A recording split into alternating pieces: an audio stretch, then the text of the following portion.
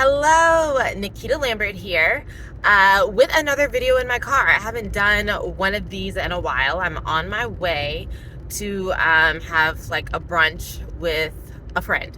So anyway, wanted to come on and talk about why it is so hard and why it is such a big deal for children who grew up with narcissistic parents or caregivers to learn how to put boundaries in place and how to say no and how to stand up for themselves and how to say what it is that they want. And so I think we could put it simply just by saying, like, you grew up with the person who was molding you and caring for you, constantly gaslighting you and putting their own needs before yours, right? But then there's just like the constant critique and correction and like demeaning if you make the wrong choice, even though it could be something that there literally is no right or wrong. It's just not the choice that pleases them in the moment. And then sometimes, let's be honest,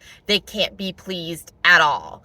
They are just there to poke fun and make you feel bad and make you feel guilty. And so I've been, on this journey over the last few years of really healing and unearthing all of the damage that was caused, like during my time in my relationship with my mother. And I feel like some things are coming to a head, and I'm making some major changes. You guys may have seen the reel that I posted on Instagram about the week that I had away and had some time to reflect.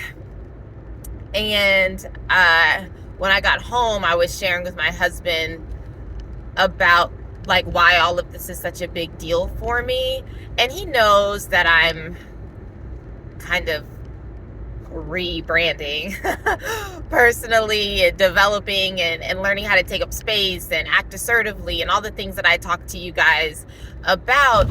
And he's picked up bits and pieces along the way, and he obviously knows about my relationship with my mom, but we just never had a sit down, out with the old, in with the new. This is what I'm doing. Get ready because a hurricane is coming through. I'm not doing stuff I don't want to do anymore. I'm not being guilted. I'm not being gaslit. I'm not standing for it. He just kind of sees me taking a stand here or there, and it's like, oh, okay, I guess that's what she wants, or I guess that's not what she wants. And so we just had like a real defining the relationship talk last night, and I was able to share something that I had even forgotten about for a long time, about why it is such a big deal for me to stand up for myself and to say no to something, or to choose my preference without being concerned about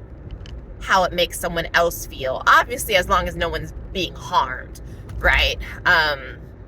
Or completely put out. But I remembered being like 7 or 8 years old and going to the mall and shopping for a dress with my grandma. And I don't know if it was an Easter dress. I don't know if it was a dress for a wedding. I don't know. I do know it happened on more than one occasion. But she would say, Nikita, you have to tell me what you like. You have to tell me what you like, and you have to tell me what you don't like. I'm not going to know what you don't like unless you tell me. And sounds simple enough, but even at that young age of like 7 or 8, she would hold up dresses for me, and I just remember feeling paralyzed. Like I couldn't tell her how I felt or what I thought. Like I so badly wanted to know what dress she wanted me to have. I so badly just wanted her to pick the dress so I wouldn't have to worry about picking the wrong dress. That already, because of my relationship with my mom, I was like, I couldn't make decisions for myself. And that seems simple, but I thought that was the perfect example of a story to share, just to show that it starts so young and it is completely consuming. It just overwhelms you. And that child who doesn't heal grows into an adult but does not mature, does not develop, does not gain the skills or the confidence to be able to say, I don't want to do that. I don't like that. I prefer this. And then especially, like, everybody's not as nice as my grandma. So then you add in a stronger personality or a confident persona that you have to go up against, or make it like a boss or somebody. And it just feels impossible. And so I know I talk a lot about, reclaim your power and do what you need to do and put boundaries in place and say what you need to say and all the things, right? But I did just want to take some time to let you know that I see you, and I know how hard it is, and I know how deep it runs, and that it's simple, right? But it's not easy. So I just wanted to share that with you. Don't know if you can relate at all, or if you have stories like that, or you can remember a time of being very little and from that young age already knowing that it's not safe to stand up for yourself and make choices. But I'm all about building community, all about wanting you to feel seen and not alone, and know that it's not just you. And so I just wanted to share that with you since it came to my mind.